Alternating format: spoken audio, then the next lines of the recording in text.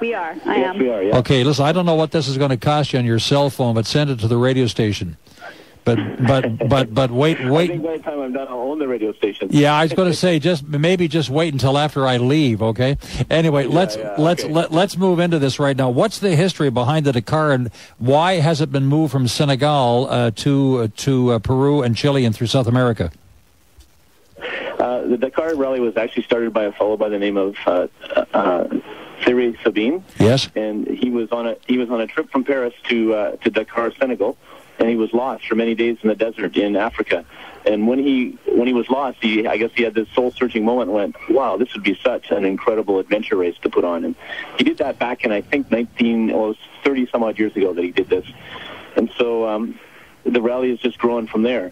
And in 2008, I was entered in the Dakar Rally, and it was the last one that was being held in Africa. And what happened was the Al-Qaeda threatened to kill us all, so they canceled the rally. I remember that. Yes, and this has been happening for a while. So over the years they'd had to move the riders over countries because Al-Qaeda was going to kill them.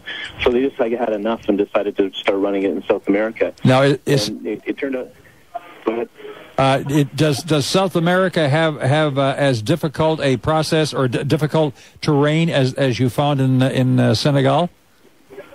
It's way more difficult. I've raced in pretty well all the countries or most of the countries that they run the Dakar through in Africa, and the sand there is not quarter as difficult as it is here. I've never ridden in conditions as hard as it was this year. What is it about the sand in South America and in Chile and Peru that makes it more difficult than the sand in Africa? I think the main thing is that they don't get as much rain. In fact, some parts of the Atacama Desert haven't had rain in recorded history. Really? So the sand is so much finer, it's like powder. And so the bike sinks in it, and it just doesn't want to dig in, and you can't even walk in it. It's the hardest thing I ever rode in, and but I made it through, and I think that's what's the frustrating part is even with my bike bent, I made it through, and I made it through the two toughest days of the Dakar, only to have the bike break 4 kilometers from the end of the rally. What happened? And it broke due to the damage. So what kind of transmission? The transmission. Okay, now I think here's what happened is my bike was really bent, and I put it together and I limped through, and there was another rider who had given up.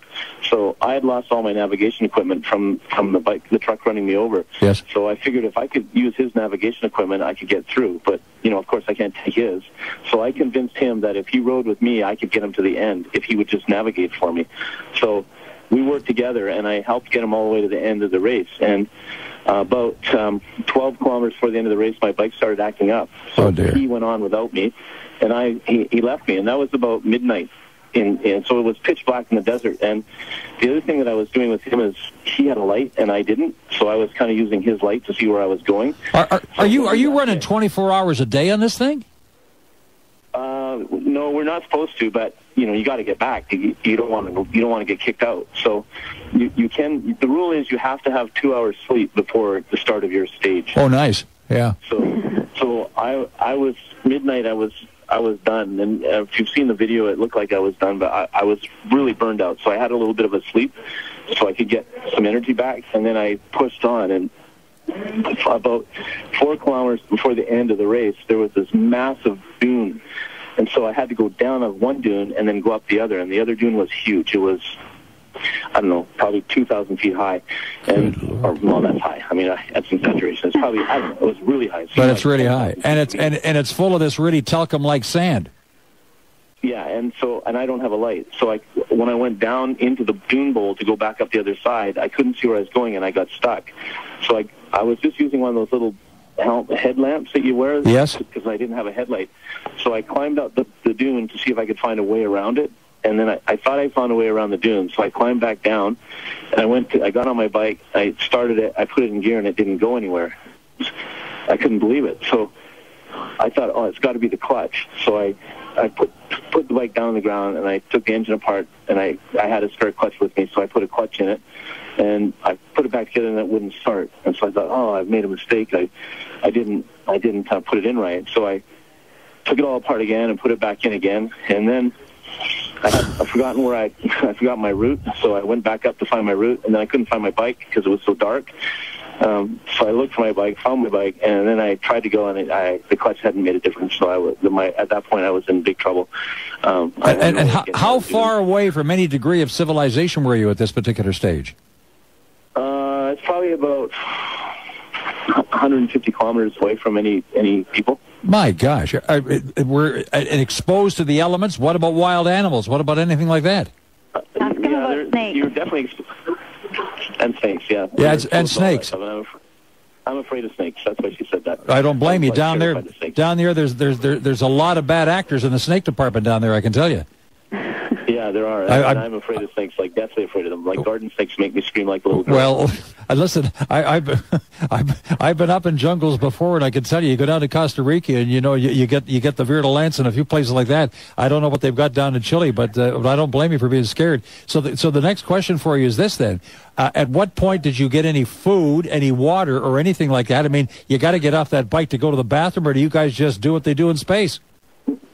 No, we stop and pee. But I ran out of water at about kilometer 150. Yeah. I ran out of water, and the dunes were 42 degrees that day. So I called. There's an emergency button on the bike, so I called for water. I said, I'm stuck in the desert and I have no water, and I won't make it through the night because I don't have any water. So the organization flew over and dropped a couple bottles of water down to me. So that helped a lot. Oh, so you weren't really out of contact. You could get a helicopter in there or whatever they use to get you in there. Oh yeah, you can call for emergency, but if you do, you're done. You're finished. Yeah, and because it wasn't in a medical emergency, then I would have been left in the dune overnight, and they would come in a truck and find me later. Doesn't that sound like fun, Terry? Oh yeah, listen, I'd really look forward to a weekend like that. I'll tell you. Let me ask you, Natalie, from your point of view. I mean, this is your husband. You got family and everything else. But let me ask you the question about what goes through your mind and through your body, for goodness sakes, when you hear about the kind of turmoil that these racers get into. Oh, I'm really fearful, and before Don leaves, I'm so fearful, and I want to share that with him. I want to say, don't go. Have you been down there with him? But I can't. I have, and it actually makes it better when you are in the same country that the rally is being run from. This is the first time I've really been back at home and trying to find snippets of information about Don, like why is he not moving from that waypoint? Like, is he broken down? Is he hurt? It's really awful being so far away. I would much rather prefer being a part of the rally, and I've done that, and that it's awful and fun at the same time. Can you track him on the internet while he's running? Well, you can track him, but the satellite service doesn't seem to be all that accurate. So you will see him stuck at a waypoint for 4 hours, and he's not moving, and you don't know why. And it is very stressful, and it's stressful for everybody. Our kids, we're madly texting on the internet trying to find out information, and there's just nothing. You can't find anything. You're desperately waiting for a text or a call or an email from someone who is on the team, knows the team, or even Don. He was able to call me from a satellite phone at that 4-kilometer or at the 12-kilometer mark. Sorry. All right, now listen, Don, here's what we're going to do. I'm going to hang up on you right now. I'm going to phone you back in about 6 minutes' time. So don't go away from your phone, but I'll save you some of the cost on that telephone, and we'll see what I want to open the phone lines too, because I need to ask you about the equipment that you're using or that you were using, and the kind of specialty things that has to be done as a motorcycle rider, because I don't know a lot about that end of the business, and we'll get Natalie and you back together again right after the 4:30 news. Is that a deal? Yeah, that's fine. Good. I'll be right here.